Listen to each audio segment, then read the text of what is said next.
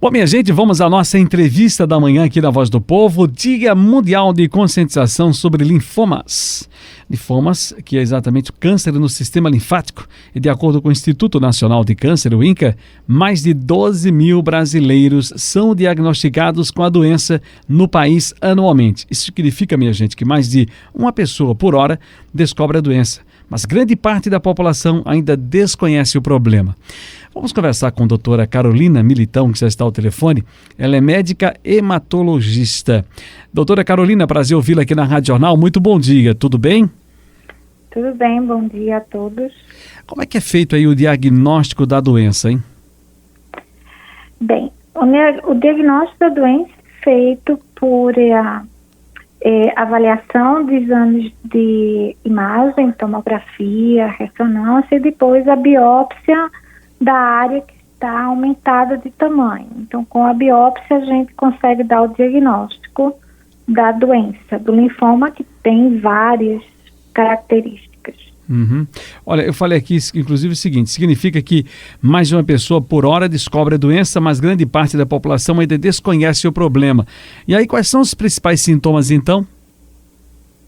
Na realidade, a maioria das pessoas começa a apresentar um aumento dos gânglios, que muitas pessoas chamam ínguas no pescoço ou na região inguinal, ou percebem que a barriga está aumentando de tamanho, que o baço, o fígado podem aumentar de tamanho.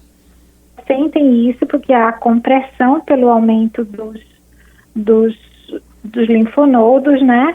E elas procuram o clínico ou muitas vezes as mulheres ginecologistas para saber se tem alguma infecção, alguma coisa relacionada com isso, para depois realmente vir para o hematologista. Olha, o câncer no sistema linfático, quando a gente fala nesse tema, geralmente agora está lembrando do ator Reinaldo Gianecchini, do Edson Celulari, mais recentemente, da ex-presidente Dilma Rousseff.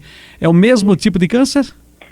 É um linfoma, mas cada um deles tem um linfoma de classificação diferente.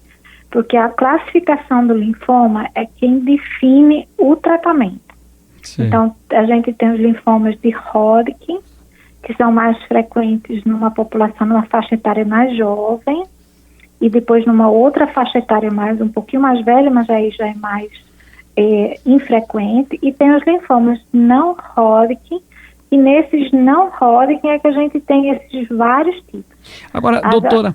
Não, pois não, pode concluir. O do Gianecchini foi um tipo de linfoma, de células T. O do prefeito do Rio de Janeiro, o do governador do Rio de Janeiro, um outro já diferente. Fernando Pezão. Um linfoma de células NK. O da presidente Dilma foi um outro linfoma, que foi um linfoma difuso de grandes células B. Então, assim, existem muitos tipos de linfoma e cada um deles é tratado de uma maneira diferente.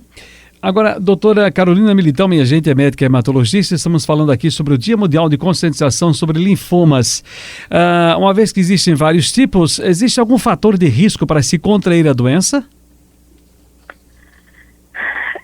Tem alguns linfomas que têm uma origem viral, então alguns vírus eles podem predispor ao aparecimento do linfoma. Não necessariamente todas as pessoas que tenham esse vírus vão ter, mas eles têm uma predisposição, que é o caso dos pacientes HIV positivos, HDLV, os CMV, que é o citomegalovírus, que o Epstein também é outro vírus relacionado, mas a maioria dos pacientes não tem algum fator de risco para o desencadeamento do linfoma, não. Agora, doutora Carolina Militão, com relação ao tratamento?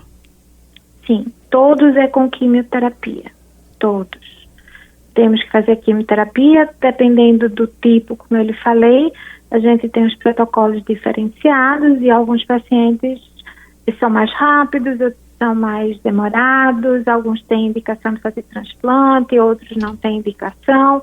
Então, depende muito do tipo, da faixa etária, do estadiamento da doença, quer dizer, onde ele está, o que é que ele já afetou nas pessoas e a extensão da doença, né, e a resposta do paciente àquela medicação. Muito bem.